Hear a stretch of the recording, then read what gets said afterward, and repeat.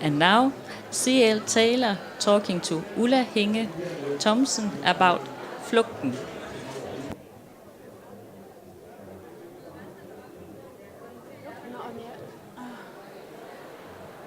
Yeah, we're on. Can you hear me? Us? Can you hear me as well? Yeah, good. More importantly, can you hear? This is C.L. Taylor. Callie is the name you use mostly. Yeah. We're going to talk about The Escape, not your newest book, but your latest release in Danish, so it may be a bit backwards for you to talk about it, but I hope you can remember it, otherwise I'll try to help you. Could you just briefly outline the story without revealing too much to start with, please? So The Escape is about a woman called Jo who lives with her husband Max in Bristol, and they have a 2-year-old daughter called Elise. And one day a stranger comes and asks for a lift from Jo when she's trying to get back to the nursery to pick up Elise. And Jo agrees and she lets her in the car because it seems like a nice woman. But then this woman starts to search in the car looking for something that she says Jo's husband stole from her. And Jo gets very flustered and she tries to kick her out of the car. And then the woman reaches into her pocket and she's got one of Jo's daughter's gloves. And she says, "Look after your daughter's things and your daughter." And then what happens is Jo starts to feel like somebody is setting her up to be a bad mother. And they're trying to get social services to take her daughter away from her. And so the only thing that she can do to try and keep her daughter safe is to go on the run with her. So they go on the run to Ireland. And that's when Jo has to confront something that happened in her past. So she goes from one danger in Bristol to another danger in Ireland. And every page is exciting, you know. It's quite a complicated story. What inspired it in the first place? I was inspired to write this story because I follow Avon and Somerset Constabulary, so that's Bristol's police force, and they have their own Facebook page. And it appears sometimes in my Facebook feed, and they'd said, there's a picture of a woman and a young child, and they said the woman was supposed to hand her child over at the court, but she's gone on the run. If you see her, please report her to the police because the child is in danger. And then under this Facebook post, the woman's family had said, this is a lie. This woman isn't the danger to the child, it's someone else. And I just thought, wow, imagine if I was that woman and the police were putting my photo up and my son and saying that I was a danger to my child. Right. And so I put myself in the mindset of that woman and started to write the story. So who had written that comment that this is not true? Was it the woman herself? No, it or was a the friend? woman's family. Oh, yeah. And then Okay. I followed the story, and they were somebody knew where she was. So one of the family members knew where she was, and the police took this person into the police station, and the person said, I'm not going to tell you where she is. And then they got taken to court for obstructing, so it was a Right. whole massive story. But I changed it, enough that it's fiction, and then she went to Ireland, which didn't happen in real life. Right, right. But you put yourself in that woman's place. Yeah. That woman, or your protagonist, is Jo, That's right. and she's quite an anxious woman. Yes. For good reason, we find out. But Yes. can you tell us a little bit about her? What kind of woman is she, and what has happened to her? Yeah, so when I write my books, I like to give my main character a flaw. So something about their personality or their attitude that makes it harder for them to get what it is that they want. So I decided to make Jo an agoraphobic. And the reason that she is an agoraphobic is because in her previous pregnancy, she lost the child. So when she had Elise, her daughter, she became very protective and she didn't want to go out. She didn't want to do anything to risk hurting her. And so she became agoraphobic. So which adds an element to the story that to go on the run and you're agoraphobic, you're outside, you're in unusual situations. Jo has to get on a ferry. She has to stay in bed and breakfasts with strangers she doesn't know. She has to hire a car and drive through Ireland. Right. All of these things make her very anxious, but she overcomes that because she must protect her child. And to her, I mean, it's a phobia for her, but I think everyone who's ever had a child can sort of relate to the anxiousness, the fear that something will happen, and sort of the other people saying to you, don't worry about it and don't be so anxious. So you're sort of playing on normal fears, isn't that right? Are you playing on your own? Are you tapping into your own fears as well? There is a little bit of that because I only have one child. Right. And I don't know if it's a case with parents with just one child, but you kind of think if anything happens to this child, I've got no backups, I don't have any spares.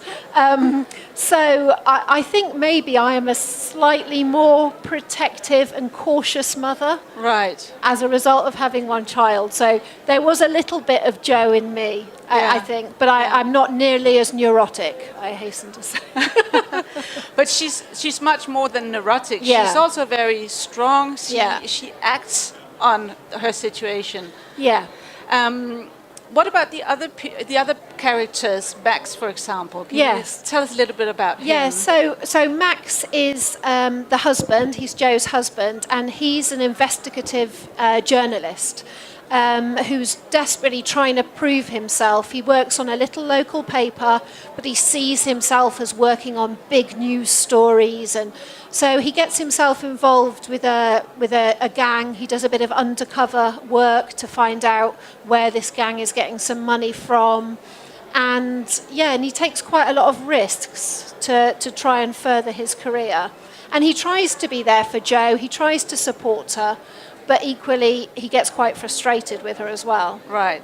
And the big point is that we see the story both from Jo's viewpoint and from Max's. So we don't know who's more reliable. Yeah. Why did you write it like that? Yeah, it's interesting actually because this book won an award in the UK for most unreliable narrator. And that is the thing when you read it, because it's written from Jo's point of view and Max's point of view. Who do you believe? Right. He thinks she's being quite neurotic and overreacting. She thinks that she's in danger and she needs to escape. And I can't really say much more than that, or I'll give away right. or I'll give away spoilers. But it was an interesting way to write the book, and I enjoyed writing from the male perspective as well as the female. And how did you do it? Did you write all Joe's chapters first and then Max's chapters, or how did you go about it in sort of practically? No, I alternated them. I Right. need to start at the very beginning of a story Yeah. and go right to the end. So it was Joe, then Max, then Joe, then Max. And then there's a mystery voice as well, of a very menacing voice. And I'm not going to reveal any more. But actually, there's also Mary, Yes. from whose viewpoint we also see a few Yes. chapters. And you just told me the story of who inspired you for the character Mary. I think we should Yeah. hear it here as well. That's right. So in the middle of the book, it's when Jo arrives in Ireland, and she goes to what was her old hometown that her mother had to take her away from in a sudden hurry when she was little. And to research this bit in Ireland, I went to Ireland with a friend of mine, and I can't drive. So my friend said she'd do the driving, and in return I said I would pay for the ferry and for us to stay in different places. And I said to her, I'm really sorry, but I'm not going to pay for us to stay in really nice hotels. We're going to stay in bed and breakfasts, like guest houses. Yeah. Do you have them here? Yeah, bed and breakfast, yeah. Yeah, so it had to be the kind of cheapest possible accommodation to stay in. And while we were there staying in these bed and breakfasts, I took a lot of photos of all of the stuff that was around the house, because obviously Ireland's a very religious country, and their bed and breakfasts are different from English bed and breakfasts. So I secretly took photos of the ornaments and the paintings, and I kind of used them in the book. But also, one of the ladies who was looking after us, she was very particular. She had this kind of blonde, very short, neat hair, and then she would wear an apron when she cooked dinner or breakfast for us, but she also wore pearls around her neck and pearls at her ears. And I just thought I really like that, because she's a certain kind of lady. Right. So I secretly drew photos of her, pictures of her at breakfast, and Mary now looks like her as a result in the novel. And Mary is the landlady. In the Yeah. book, she's the landlady at this bed and breakfast that Jo comes to Yeah. with her son, because she has cut the hair of her daughter and changed the name, changed the Yes. clothes, and so on. Yeah, that's right. She tries to disguise her daughter as a boy. She disguises herself. They all wear different outfits.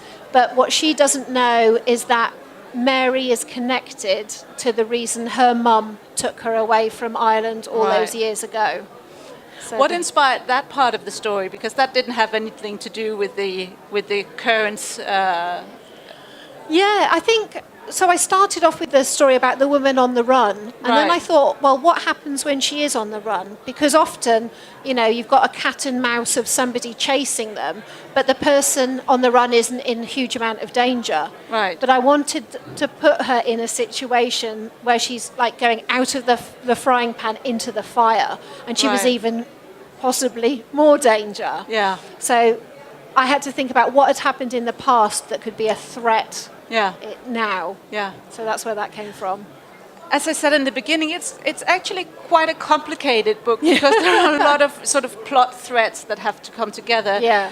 How do you keep track of it yourself? Do you just write on intuition, or do you outline your plot to begin with, or do you have little sticky notes on?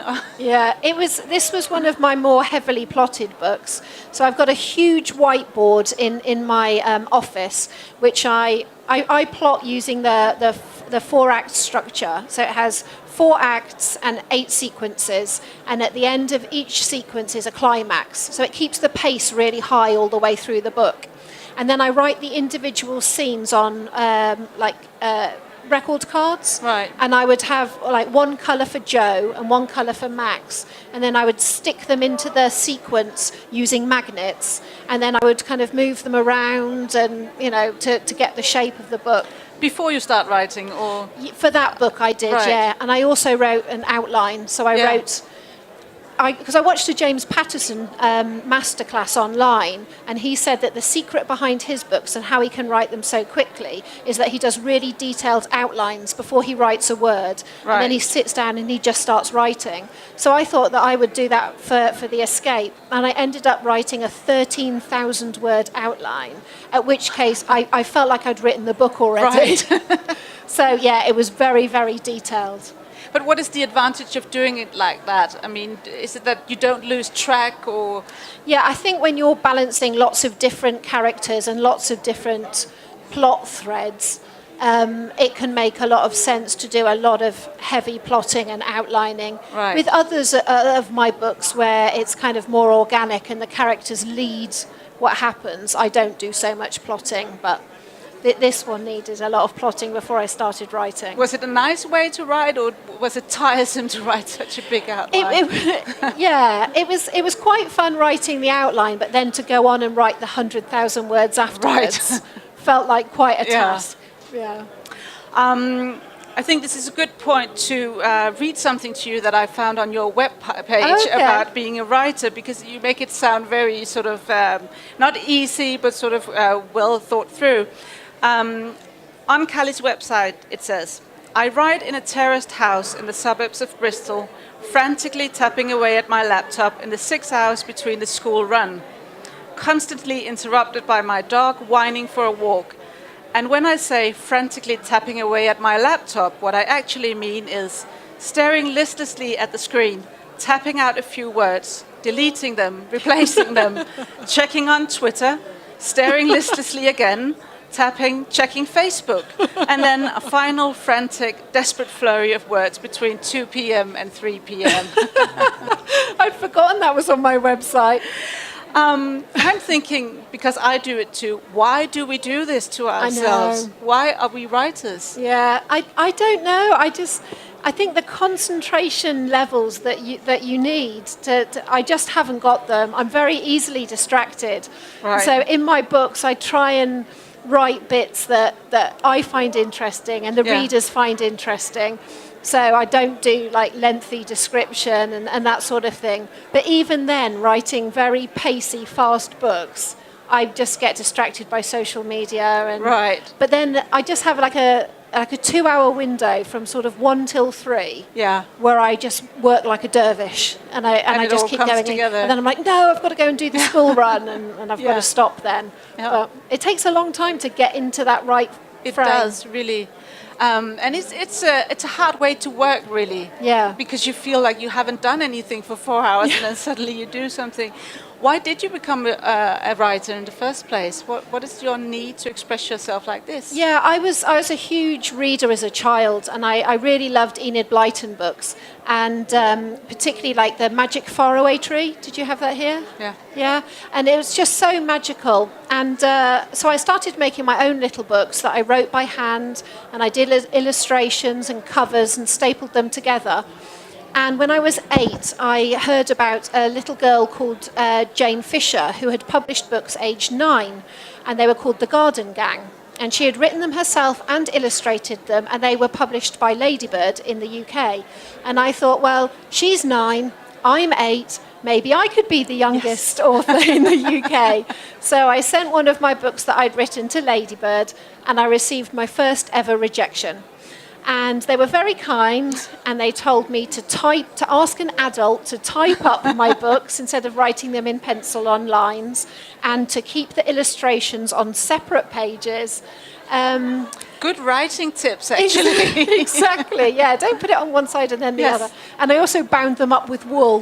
I used a hole punch, and then I put wool in to tie the book together. Oh. I don't think professional publishers do that either. But it was always there. I always wanted to be an author. I wanted to take readers to the same kind of magical places that I was taken to. And I did start my career writing romantic comedies. Yes. But in my second book, what I wrote was so dark that my editor actually said to me, you can't have this kind of darkness in a romantic comedy. And then I felt as though, the dark side of crime was calling. Right. And I switched to crime. And so this is the 4th one for Yentas, but I'm currently writing number 7. Right. So.